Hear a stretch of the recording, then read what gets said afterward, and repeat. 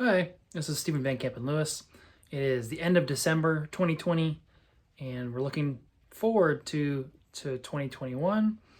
And as you can imagine, this time of year for Catasetums is a pretty boring time of year, but it's very important to know what to do with your dormant Catasetums. So the topic of today's video is just that. What are we doing with our sort of late season Catasetums? How are we taking care of them? Are we throwing them in a corner? First, let's take a look at these, the state of the Catasetums right now that I have in my collection.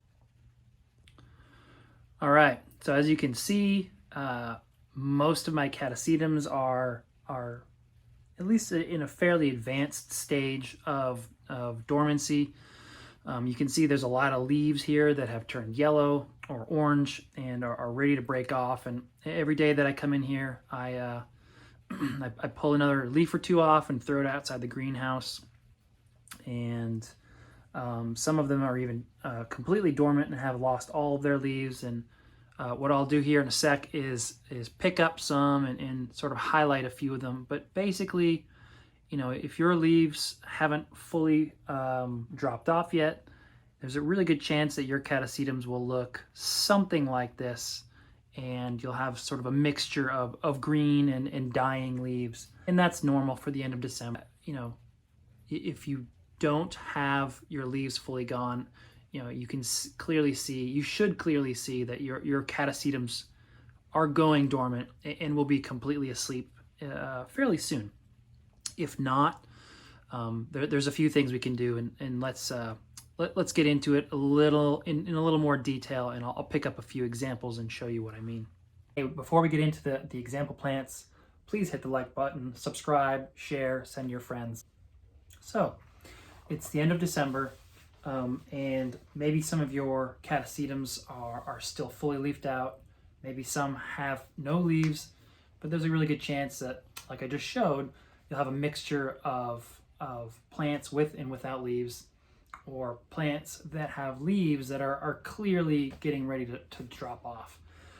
So I've got 3 examples next to me here that I'm going to show you and talk about. And I guess the easiest one, let's start with the easiest one, right? You have a plant like this. This is a Clowesia. This is the awarded one. How I know that it got an award. I haven't changed the tag to update it and give it a clonal name, which is Denali. But in any case, you can see that this is a fairly good sized plant. All of its leaves are dropped, and basically there's nothing to do. There's really not any watering that I need to do. Certainly no fertilizing. The plant is not actively growing or actively photosynthesizing. So really at this point, it's more about preventing excess desiccation of the bulbs. So you can see here there is some shriveling of these back bulbs. The newest bulbs are very big and fat. So at this point, I'm not going to do anything with this plant. You know, in a month or so, if these bulbs start to shrivel, this is a pretty big mature plant. So I could do one of two things. I could either water a little bit occasionally when the bulbs shrivel a little bit, or I could just leave it.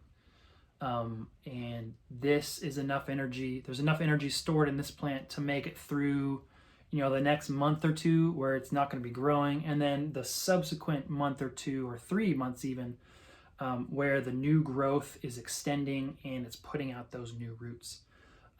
So on a large mature plant like that, those are sort of your options. On a smaller plant than this, you know, maybe it doesn't have enough energy to go through this dormant period and then come out the other side in order to create a new bulb and new roots. And I guess this is, so as your plants are going into dormancy, it's really important to understand that, you know, having them dry during this period is important, but it's not quite as important as having it dry during the period when the new roots are coming out.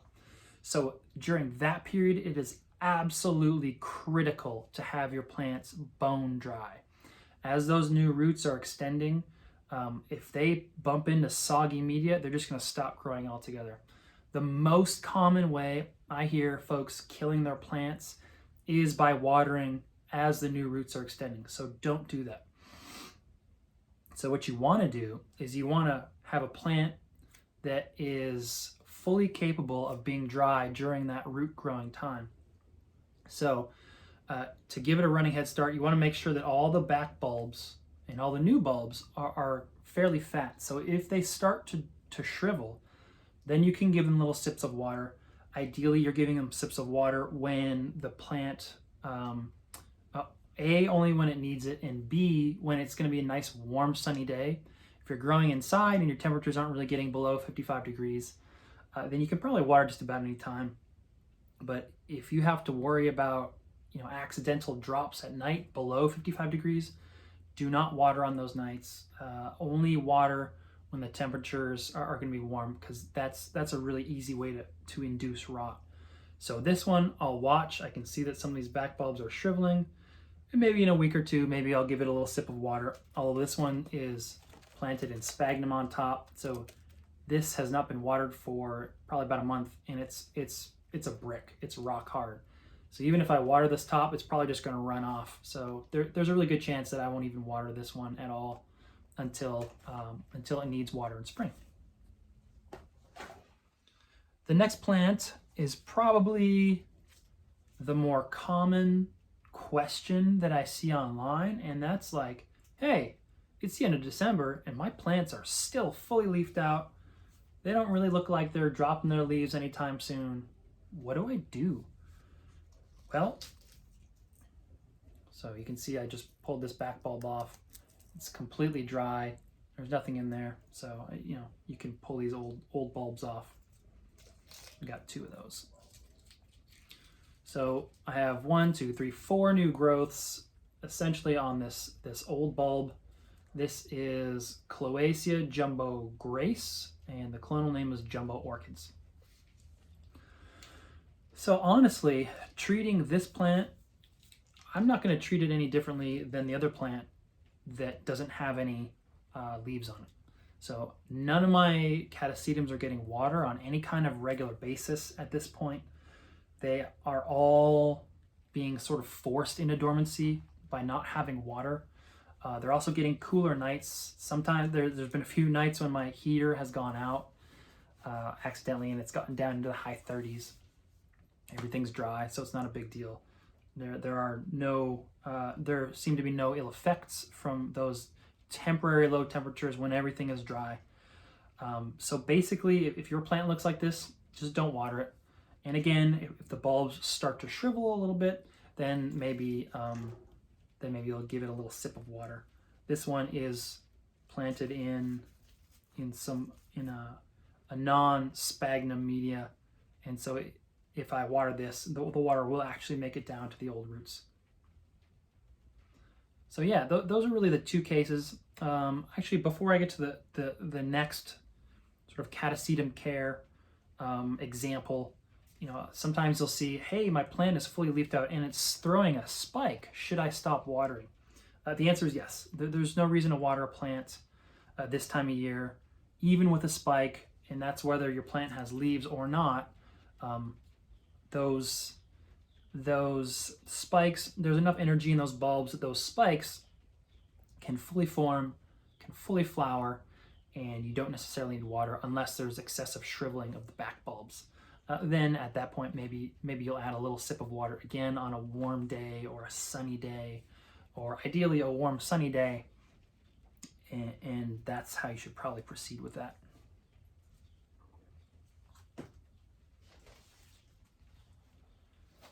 Finally, the last example is this Catasetum. This is Chuck Taylor. This is a large and mature plant, and as you can see, it kind of looks shriveled. So first of all, let's look at these back bulbs. These back bulbs are excessively shriveled. There's really no reason for that. But more importantly is you can see this newest bulb here. is shriveled. It looks like a teenage kid wearing pants that are too big for him, right? You know, these leaf bracts are saggy. The plant is just not fitting in there right. So this is a plant that is ripe for a little extra water during dormancy at this period. When you start to see these old bracts looking too shriveled, like again, like a teenager who's wearing pants that are too baggy for him, this is probably a good time to water. So keep this in your memory as an ideal candidate to receive a little extra watering during dormancy, so that when we finally get up to the period when the roots are coming out, it'll stay dry. So it'll have enough energy to carry it through those 2 or 3 or even 4 months where it is absolutely not going to get any water whatsoever. Now this is probably a large enough plant that I could probably just not water and it would do just fine. I've let these guys, intentionally let them get super shriveled to the point where you think they're about to die before watering, and they bounce back. They will literally, the bulbs will swell up in a couple of days if you have a good root system on it and it receives water. It's amazing how fast they recover and their ability to absorb water during that active growth phase. So this is sort of your example of an intermediate plant that is just going dormant, and you can tell that I probably stopped watering this. So I stopped watering all of my Catasetums at the same time. I just don't have the desire to treat each individual plant as an individual. I treat my whole collection the same way all the time, and sort of treat sort of laggards or plants that are in trouble as needed, and it seems to work for me. There's really no reason to make the hobby more complicated than it already is. So what happened with this guy is it probably was not ready for dormancy, and when I cut the water off, it wasn't an appropriate time. So that's why you can see that this one is a little saggy and a little shriveled compared to where it should be. It should be fat. It should look like this plant where all the leaves have come off and there's a little shriveling in the back, but the front bulbs are still completely swollen with moisture and nutrients, right? So after I turn the camera off, I am going to give this guy a little sip of water.